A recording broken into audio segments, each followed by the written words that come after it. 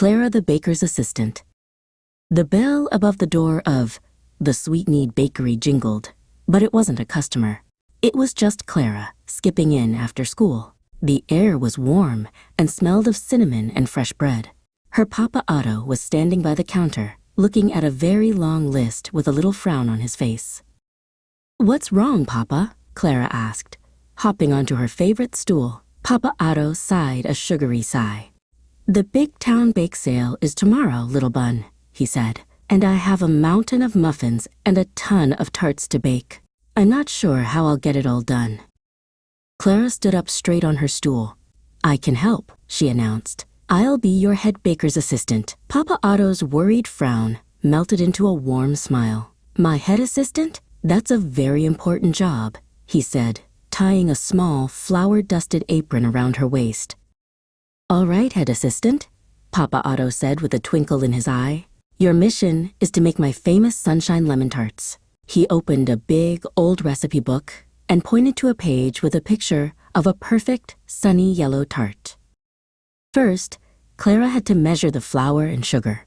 She held the measuring cup very steady, pouring the white flour carefully. She used a knife to level it off, just like Papa had taught her, so she wouldn't add one speck too much or too little.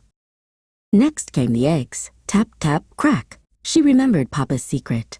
A quick, confident tap on the side of the bowl. She opened the shell perfectly, and the yellow yolk plopped into the bowl with no crunchy bits of shell. She did it 4 times, perfectly. Then it was time for the sunshine. Clara rolled the bright yellow lemons on the counter, pressing down hard. "To wake up the juice," she whispered. She squeezed them with all her might, and the sour, sunny juice trickled into a measuring cup.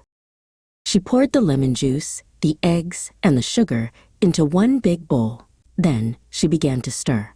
Round and round her spoon went, mixing everything together until the filling was smooth, glossy, and the color of a perfect morning sun. "Looking perfect, head assistant," Papa Otto said, giving her a wink. He helped her carefully pour the sunny filling into the tiny pastry shells.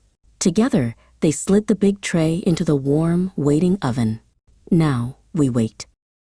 Soon, the whole bakery smelled like sweet, warm lemon sunshine. Papa Otto took the tarts out of the oven. They were perfect.